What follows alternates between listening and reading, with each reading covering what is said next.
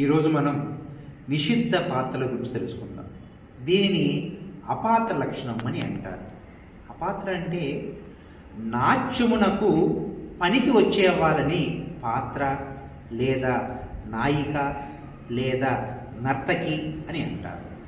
అసలు నాట్యానికి వీళ్ళు పనికిరారు అన్న వాళ్ళని అపాత్ర లక్షణం లేదా నిషిద్ధ పాత్రలు అని అంటారు. వాళ్ళు ఎవరో చూద్దాం. పుష్పాక్షి కేశహీనాచ స్థూలోష్టి లంబితస్తని అతిస్థూలాప్యతికృశ అచ్యుచ్చాప్యతి వామన కుబ్జాజ స్వరహీనాచ దశతం నాట్యవర్జిత.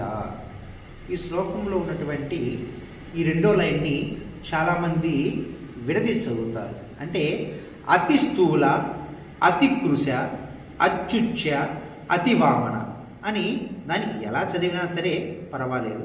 మరికొన్ని పుస్తకాలలో వేశ్య నాట్యవర్జిత అని ఉంది. కానీ అభినయ దర్పణంలో మాత్రం, నాకు లభించినటువంటి అభినయ దర్పణంలో మాత్రం దశతం నాట్యవర్జిత అని ఉన్నది. అంటే ఈ 10 మంది నాట్యాన్ని వదిలేయాలి. ఏ 10 మంది అంటే పుష్పాక్షి అంటే పుష్పము అంటే ఫ్లవర్, పువ్వు. అక్షి అంటే కన్ను. పుష్పాక్షి అంటే పువ్వు లాంటి కన్ను అని కాదు, కంటిలో పువ్వు.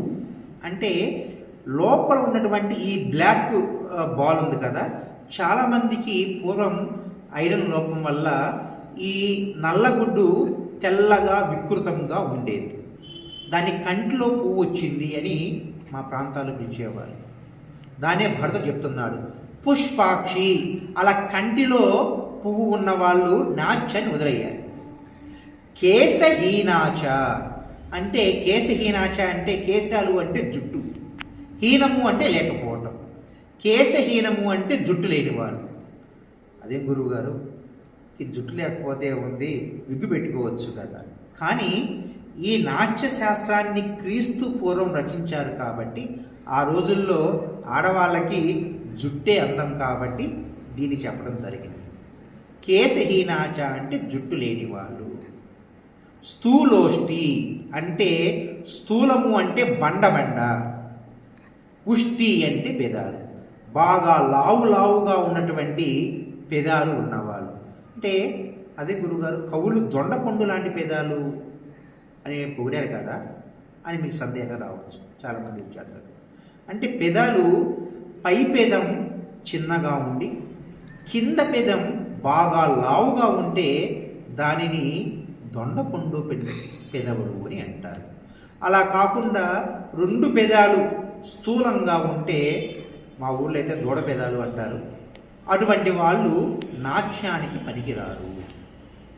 లంబితస్తని అంటే ఆడపిల్లలకి స్తనాలు శరీరానికి తగినట్టుగా ఉండాలి, కానీ ఎక్కువగా ఉన్నా సరే అది నాట్యం చేసినప్పుడు ప్రేక్షకులకి అది కాస్త వెగుటు భావం కలిగిస్తుంది. కాబట్టి ఎక్కువ స్తనాలు ఉన్నటువంటి స్త్రీలని కూడా నాట్యం నుంచి తీసివేశారు. అతి స్థూల అంటే బాగా లావుగా ఉన్నవాళ్ళు. చక్కగా ఆడపిల్ల ముద్దుగా బొద్దుగా ఉంటుంది. మరీ బండగా ఉంటే ఆ నాట్యం అంత అందంగా ఉండదు. అతి కృశ అంటే కుసించుకుపోవటం, సన్నగా ఎండికిపోవటం. సన్నగా నాజుగ్గా ఉండటం వేరు, కుసించుకుపోవటం. మనకి జ్వరం వచ్చినప్పుడు మన శరీరము ఇట్లా ఉంటుంది కదా, దాన్ని కుసించుకుపోవటం అని అంటారు. బాగా సన్నగా ఉన్నవాళ్ళు ఇలా కుసించుకుపోతారు. అటువంటి వాళ్ళు నాట్యానికి పనికిరారు. అతి స్థూల, అతి కృశ, అచ్యుచ్య అంటే ఆడపిల్ల హైట్గా ఉంటే బాగుంటుంది. హైట్గా ఉంటే బాగుంటుందన్నా కానీ మరీ గేడి కొంగలాగా అంత బాగుంటే నాట్యం అంత అందంగా అనిపించదు.